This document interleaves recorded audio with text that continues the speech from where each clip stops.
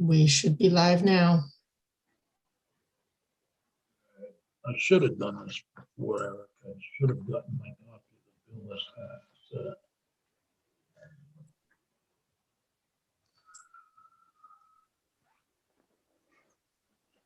I got my report. Here it is. It's draft 2.1, I believe.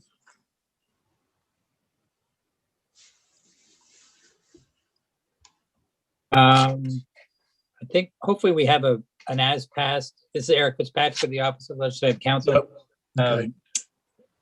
Talking with the committee about S18 and Act relating to limiting good time reductions as it passed the House. Remember, the bill passed the Senate and has now come back over from the House.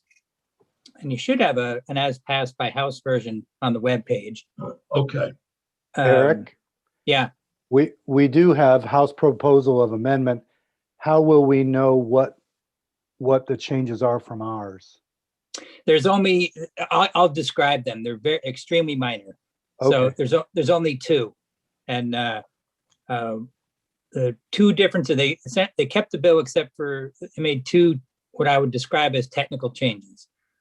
One of them, you may recall that one of the things that was going on in the Senate bill was that the Earned Good Time program, the name of it was changed to the Earned Time program.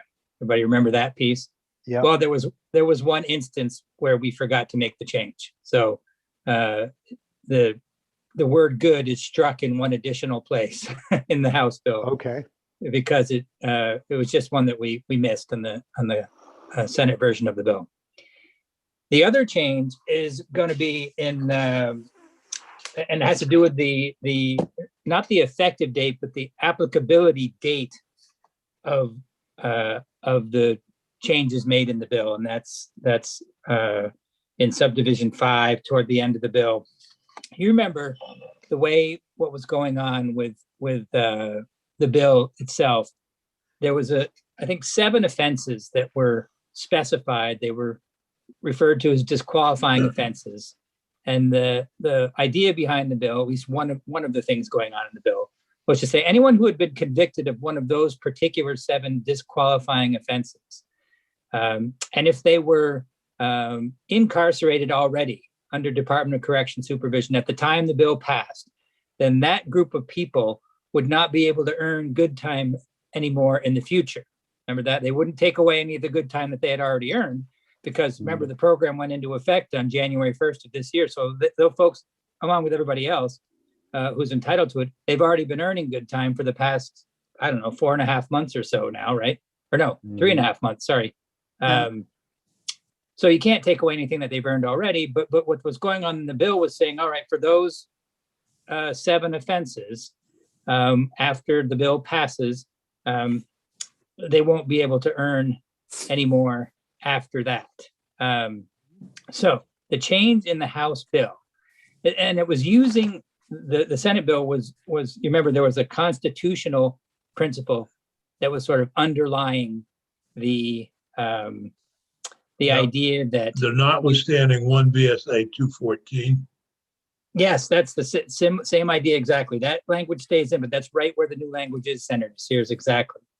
And the change is from saying that the folks who cannot earn good time in the future are not going to be determined by who was incarcerated at the time of the effective date of the act.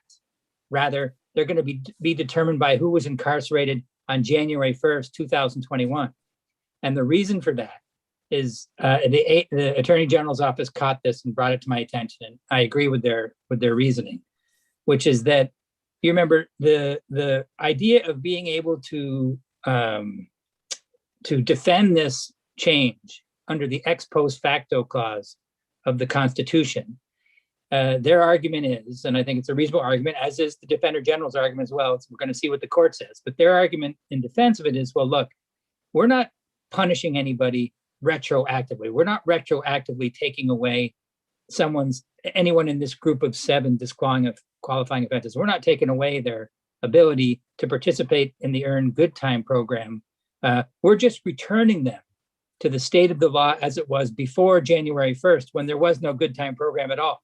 Remember, so that they're not taking away anything. They're just returning that person to the state of their sentence at the time when they were sentenced, which was, there was no good time program, because remember, it had been off the books for many, many years until it got reinstated on January 1st.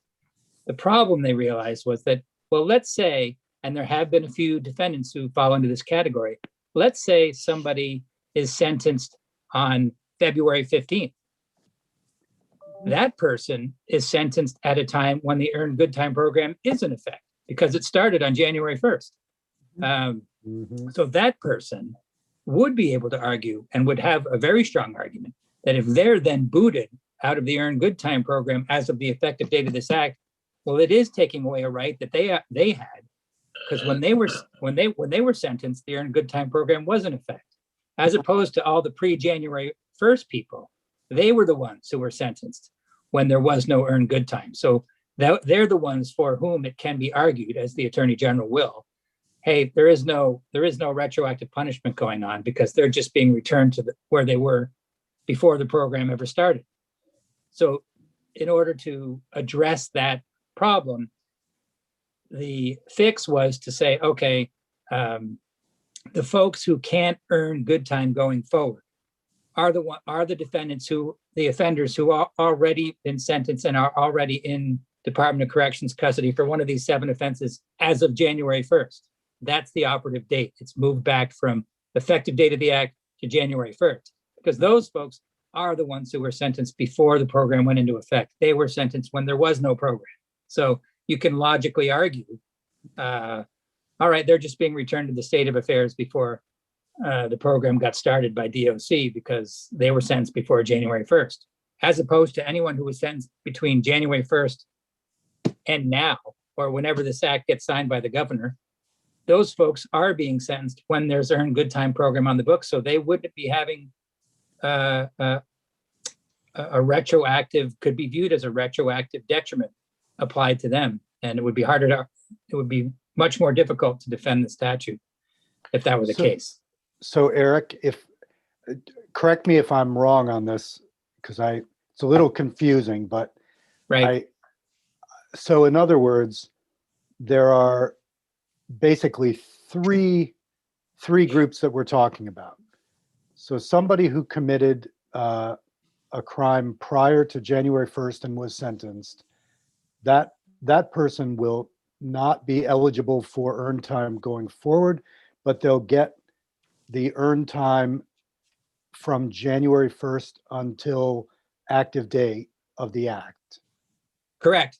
Then there's a group of people who were sentenced after January 1st, but before the signing of the act.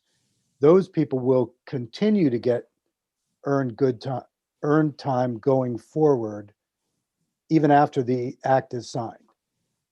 Also, yes, also correct. Okay. And then everybody else after the act is signed, who's in those categories, is eligible. Yep, exactly. Let me Yep. make sure I understand this then. Because if somebody is sentenced on February 1st, 2021, they would earn good time between February 1st and let's say May 1st, when this act goes into effect. Right. What about for them after May 1st?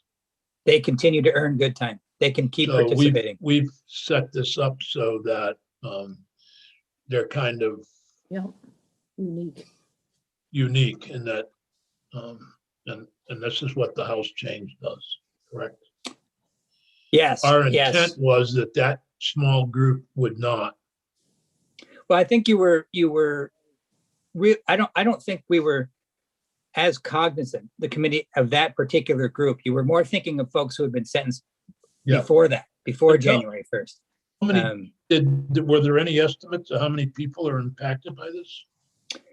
David Sherv thought a handful, like less than 6, or in that maybe a few people.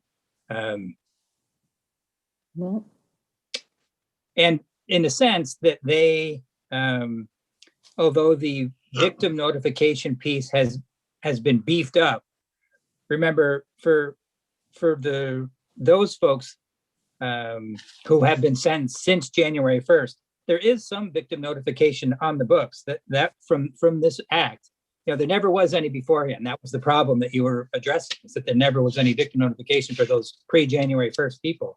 But since this new good time statute was passed, there is some, Department of Corrections is required to notify all victims of record about the good time program and make them victims aware of the option to receive notifications when the person gets good time. So there's at least some victim notification available for that recent group of people who have been sentenced recently. So the Attorney General supports this change. Is that correct? Yes, they're the ones who identified it and requested it.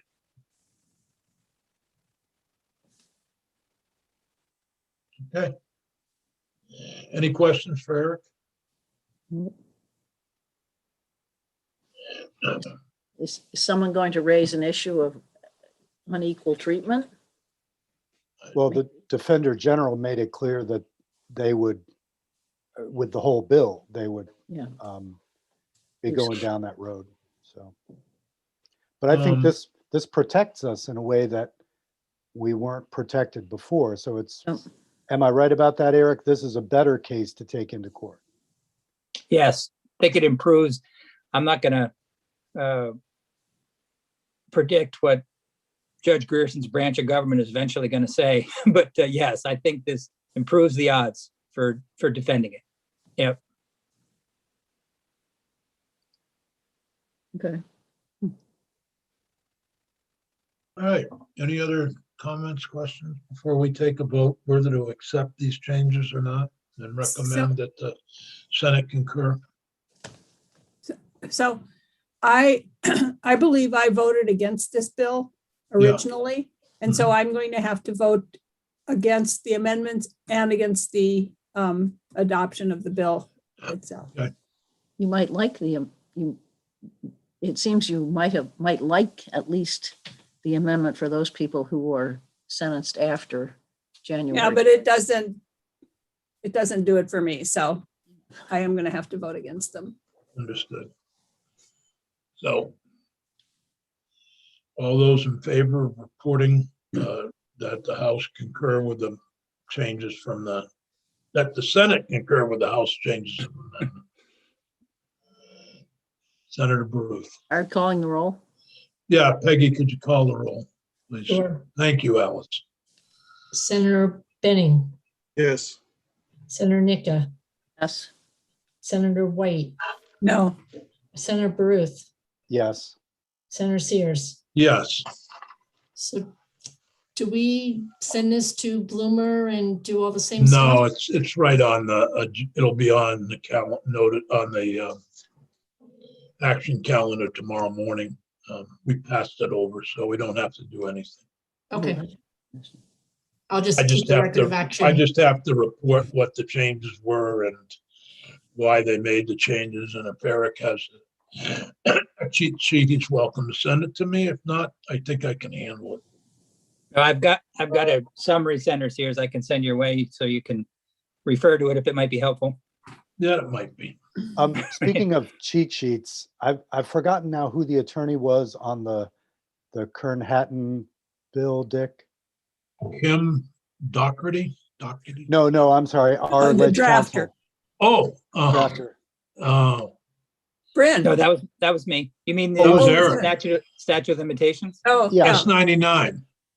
Right. Eric, in that case, is there anything you can send me for a floor report? Yeah, I can do one up. I don't have one done Okay, now, but I can certainly work on one. that would be great because it's in rules now, I believe, and will get voted out. So it might be a day or two, but Yeah. thanks so Yeah, for much. sure. No problem. All right. All right. Thanks, Thank you, everybody. Eric. You Good bet. to Thank see you you. this morning. You too. We'll see you soon, I'm sure. Right. Next is H89, an issue that I believe we've taken up before, but the bill is somewhat changed and it's called agritourism. Oh. And I guess it's to allow you to slip and fall and not allow somebody to slip and fall at an agritourism in the barn and not get the farmer won't get sued because it was not gross negligence. Am I describing this bill right? Michael O'Grady is going to walk us through and explain to us how it all works. So this is Mike O'Grady of Legislative Counsel, and Senator Sears, you're generally correct.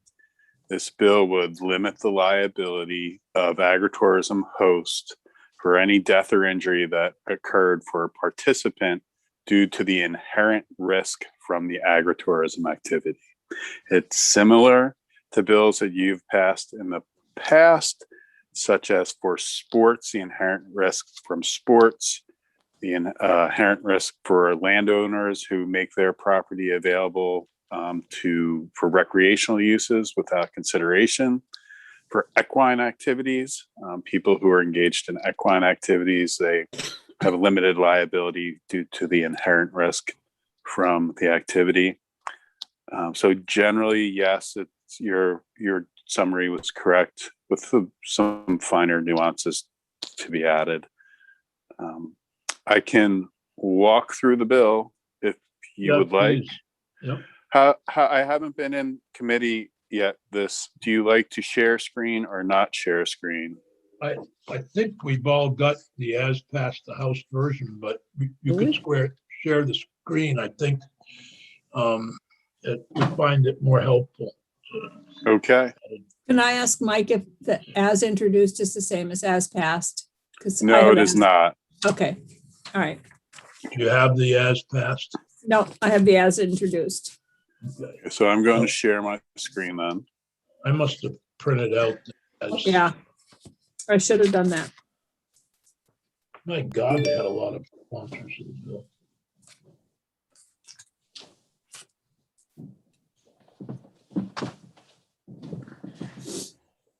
Okay. It's taking longer than normal. Okay, can you see my screen? Yes. Yes. Okay. So what is being done is a chapter is being added to Title 12, and it's going to be called Limitation on Liability for Agritourism Activity. So a key definition is what is an agritourism activity. It's an interactive or passive activity that's carried out for recreational, entertainment, or educational purposes on a farm and includes farming, food production, historical, cultural, pick your own, and nature-based activities. It is not lodging at a farm or shopping at a roadside farm stand or operation exclusively devoted to the sale of merchandise or food at retail. The concerns there were that lodging is a highly regulated industry in Vermont with significant rules and regulations that apply. The House did not want to get into how to provide limited liability for that on a farm. And similarly, roadside stands have some liability that is connected to them and that the House didn't want to get involved with either. Mike, So then, yep. may I ask a question? Yep. I see from the original one, they removed or at an animal exhibition at an agricultural fair. The fairs actually came in and requested that be removed, Okay, that they carry their own insurance, and they were concerned that this was somehow, they basically asked for it to be removed because of insurance reasons. thank you. Okay. So moving on to agritourism hosts, it's the But person. before you do that, Mike, can I ask you about a pick your own? Sure. Would that include like apple orchard where you might climb in a ladder or something like that? Yeah, yes, it would. It would include the apple orchard, the strawberry rows where you might step in a hole in the field. Yes, it does include those types Christmas of tree activities. operations. Christmas tree operations, yes. Because those could be, there may be inherent dangers, but if the ladder breaks, Right, and there are some exceptions that I will walk you through. Okay, good, good. So that it doesn't cover every type of injury or death that it occurs. The agritourism host would still potentially be liable for some injury or death. And remember, Vermont's a comparative negligence state, so that if an injured participant could show some negligence by the host, that would still be covered and would still be, and the host would still be subject to liability. Michael, Senator Bruce. there's the phrase nature-based activities. Yep. That sounds all-inclusive, really, unless you're inside. It does, but there is a further limit on this, and Okay. and that limit is that it has to occur on a farm, right? And a farm is a parcel or parcels of land owned, leased, or managed by a person devoted primarily to farming, and that meets threshold criteria established by the RAPs. And so Okay. there are several criteria built into that. It has to be devoted primarily to farming. And there's a definition of farming in 6001-22. That's the Act 250 definition of farming. It's also the definition of farming under the required agricultural practices. So that I can provide you with that definition, or I can read it for you right now. But it is a limiting set of activities. And what further limits that activities is that the activity must meet the threshold criteria for the RAPs. A few years ago, there weren't these threshold criteria. So there wasn't a floor you needed to meet in order to be considered farming. And so people with 10 chickens said that they were farming and that they couldn't be regulated by municipal entities, zoning, etc. And so the agency amended the RAPs to set standards for what actually is a farm.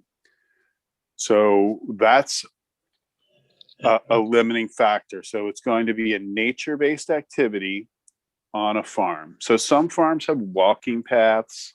Some farms have just places where you can come and sit and watch a farm field or overview a water. So that was one, and they invite people to do that. And so they wanted those types of activities to be covered, but it has to be on a farm. Okay. Does that answer your question? It does. That helps a lot. So moving on, inherent risk is the danger condition that is an integral part of or arises from an agritourism activity, including the propensity of a wild animal or domestic animal to behave in a way that may result in injury or death, a hazard such as surface or subsurface conditions, a natural condition of land, vegetation, or waters, the ordinary dangers of structures or equipment used in farming, and the potential of a participant to act in a negligent way that might contribute to the injury or death to the participant or others, such as failing to follow safety procedures or failing to act within a reasonable caution. A participant is any individual who is invited to observe or participate in the activity, regardless of whether they paid to observe or participate. It is not a person who is employed to participate, paid to participate in an agritourism activity. So then What you would get that- to the limit. Pardon me? What would, does not mean, what would be an individual who is paid to participate in an agritourism? It's basically an employee of the agritourism host. Okay, yeah, thanks. So it's not the teacher who brings a school group to the agritourism activity? You could clarify that because they are theoretically paid to participate in that agritourism activity. It was Thank you. intended. Yeah, we should clarify that. Thank you, Senator Nick. A good pickup. Okay. Moving down on the limitation on duty to protect, the agritourism host, except as provided in sub B, the agritourism host shall not have a legal duty to protect a participant from the inherent risk of an agritourism activity and shall not be liable for injury or death of a participant or damage to the property of a participant resulting from the inherent risk of an agritourism activity. Mike, I have Provided- a question going back to the inherent risk of animals to behave in a ways Sure. that may result in injury or death. Yeah, So there isn't a farm, I don't know of one in Vermont, but I know there's a farm here in our area over in New York State that has buffalo. And Sure. buffalo are known to charge from time to time, as I understand it. all right. Let's look at the exceptions. Okay. Because that knowledge of the dangerous propensity of the animal is an exception. So nothing in the section shall limit the liability of an agritourism host who commits a negligent act or omission concerning the safety of a Right. participant. So, hey, if that agritourism host is negligent, they're still subject to liability.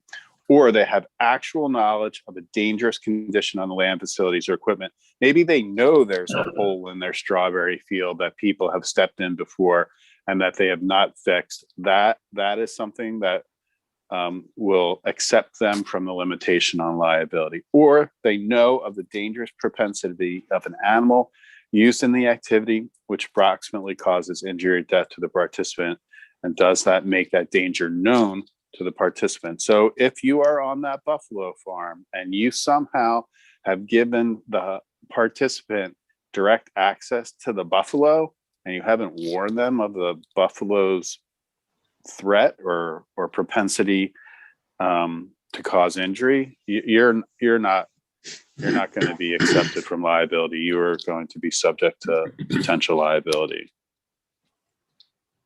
Does that answer your question, Senator Sears? Yes, it does. Thank you. Can I ask a question about that? But if you have fences around and and they're not, the participant isn't supposed to go inside the fence, and you don't warn them of the buffalo charging, they've gone inside the fence. You have no duty to warn them that they might charge because they've already violated the conditions. Is that right? I would say that basically that would be the participant basically acting in a negligent way that may contribute to their injury or death. So yes, that would be covered because the participant should not be entering a fenced area without permission to see the animals. Okay, thanks. Like the guy that brought his daughter over the fence in the elephant area of the San Diego Zoo Yeah. was Terrible. So the limitation on liability also doesn't apply to an intentional injury or intentional damage, and it does not apply to willful or wanton misconduct or criminal conduct that proximately causes injury or death. And it's in the next section of the bill. It doesn't apply if they fail. If they do not provide the required signage with the notice, or if they have a participation agreement or contract, if the warning is not in that contract, they do not get the limitation on liability in this. They have to take that proactive act of notifying the participant of the potential inherent risks of the agritourism activity. Okay, thanks. And so nothing in the law limits the liability of an agritourism host under product liability law. If they're going to sell you maple syrup and they produced it incorrectly against standards and against in a container that's not authorized by law, and it causes injury to you, they are not limited in their liability. And any limitation on liability is in addition to other limitations on a liability otherwise provided by law. I referenced earlier that there's the equine activity limitation on liability. There's also the landowner liability, those people that allow people onto their land for recreational purposes without consideration. So those potentially could apply as well to the harm or death that occurs. And how about consumption of products? In other words, someone And I'm not saying there's anything wrong with unpasteurized milk, but say somebody was drinking milk from a cow and caught some kind of a disease. Is the farm, Well, that is partly the reason for the product liability provision to be added. The product that would be, you could further clarify if you wanted to. It said food safety or product liability. yeah, I would think. But that product liability provision is there for those people who are purchasing products, food or otherwise, and are harmed or injured by that product. This bill would not limit that liability for the agritourism host. Okay. Do they have to sign something under this notice? No, not necessarily. And that brings you to 4873. So not every agritourism activity requires that service agreement or contract. And so the first requirement is an agritourism host shall post and maintain a sign in a clearly visible location at or near the main entrance to each activity that provides a warning notice specified in subsection B. And we'll walk through that warning in a minute. But if they have a contract entered into with the participant, that contract needs to include the warning as well. So there's the sign that's required at the main entrance. And if there's a contract, the warning has to be in the contract as well. So And then so the Christmas tree farmer could have you sign a waiver, like, or not, depending upon, but in order to take advantage of this limited liability, they have to post a sign. they have to have that sign at the front entrance. And then if they are going to have a contract or service agreement, the warning needs to be in there. Or they don't provide either the sign or the contract warning, and they don't qualify for the limitation on liability. May I ask a question about that? Yep. So with ski resort, ski operations, there's a statement on their ticket that it does this same thing. And would that be considered a written contract? So if somebody issues a ticket when people come in, or some kind of a ticket, do they would that be included on there? And for those people who don't buy anything, they just go, like you said, and sit on a bench on the farm and watch the cows, but they don't pay for it or anything, how would they sign a contract? They are not going, the contract isn't required. It's the sign is required. Okay. If you have a contract, and I think a ticket could probably be printed that would satisfy the contractual requirement, but that warning needs to be clearly visible on the contract. So it has to be clear. But if it's on the sign and you see that when you come in, wherever you drive in, you don't have to sign. Okay, great. Many of the pick your own places are on an honor system. So, you pick a pint of strawberries and you put money in a box that's there somewhere on the property. Maybe nobody around. Yep. But the sign would be sufficient to provide that. Yes, the sign would be sufficient. So did the insurance industry, were they supportive of this? The insurance industry did testify. One of the things that was clear is that this isn't going to eliminate the need for a farm to obtain insurance. They still should protect themselves from potential liability through their policies. There was discussion about whether or not it would reduce their rates, and there was disagreement upon whether it would reduce rates. But one of the things that was clear, especially from the agricultural community, this would give the community greater confidence in engaging in these activities, albeit they would still need insurance, but they would have a greater surety that they could conduct these activities and avoid liability for just the normal inherent risks that occur on a farm. So may I ask another question? Sure. So under the warning, the posted warning, it says at or near the main entrance to each agritourism activity. Does that mean that the farm here has a farm stand and that's where they have their, sell all their products and all that kind of stuff? But then they have a strawberry field over there and they have a blueberry field over there. And sometimes the blueberry field changes from year to year because of the maturity of the plants. Does this mean that they have to have a sign at the strawberry patch and at the blueberry patch and at the apple orchard? They Not- probably should, in order to maintain certainty and their limitation on liability.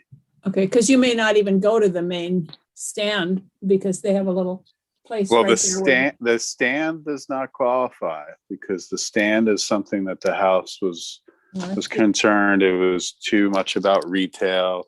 The liability doesn't extend to product liability. So they accepted the roadside stand or operation exclusively devoted to the sale of merchandise or food at retail. But in the same, it's a sugar house and part of it is retail and part of it is the sugar operation. And people do go in and watch the sugar operation so that it isn't just a retail place. Right, so that is not an operation exclusively devoted to the sale of merchandise or food Right. at retail. Oh, I see. Okay. And maple sugaring is farming underneath the definition in 6001. Okay. Really? But they would be wise to put one at the strawberry plant. They patch. would be wise to put one wherever the public is accessing a specific activity. Okay, thank you.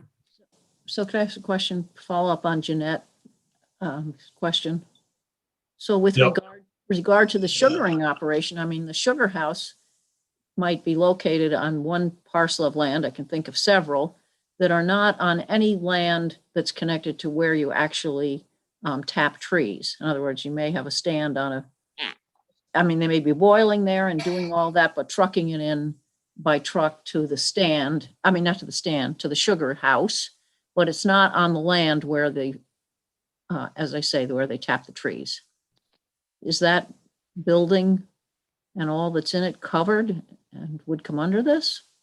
So 10 VSA 6001 defines farming to include the production of maple syrup. And that does include the buildings that are required for the production of maple syrup. Wow. The other thing I wanted to ask about was how about a person gets, it's not the same as the milk issue, but if someone gets giardia from being on the farm and I don't know if they drink the water or whatever, and then they're sick for months, is the farm protected from that? I think you would have to show that somehow it fell into one of the exceptions, that the host was somehow negligent concerning the safety of the participant or had actual knowledge of the dangerous condition. Maybe they knew that the tap water at the farm was contaminated. But otherwise, when you go onto a farm, there's reasonable opportunity for you to come in contact with manure. And so that's an inherent risk of going onto a farm. Wow. Well, who are some, I guess I'm wondering, what are the other businesses that might see this and say, I'd like to come under this? Have any just come to the top of your head as to others? I don't know what you mean by other businesses. It's other farms are the ones that have been, and farming advocates are the ones that have been supporting it. Yes, I know they have been for quite a long time. But I'm wondering about, do we have other things going on in the state that, I mean, it's, the ski areas have been in, oh, the ski other area? groups have been in. What Well, We about, this- did the ski area. This Well, we ski- did ski area limited Yep. liability years ago. We did Right, and it's for all sports. It's a- shooting it's a- ranges, you know. I don't think we did golf driving ranges yet. No, and the shooting ranges is not limitation on liability from death or injury. It's a limitation on nuisance. A nuisance. Huh. We've Um, created exceptions for lots of. Yep, the big one is the recreational opportunities for the landowner, limitation on liability when you provide public access to your land for recreation, but you don't charge any consideration for it. That was the one you did maybe 7 or 8 years ago. Yeah, but this one, of course, you're charging. Or This is, not. we're not, it does not require. Right, I see You that. can, it's effectively any access to the I've agritourism got a- activity. I've got another meeting right at noon time. Sure. So I'm going to stop Michael, sharing. yeah, Michael, thank you. And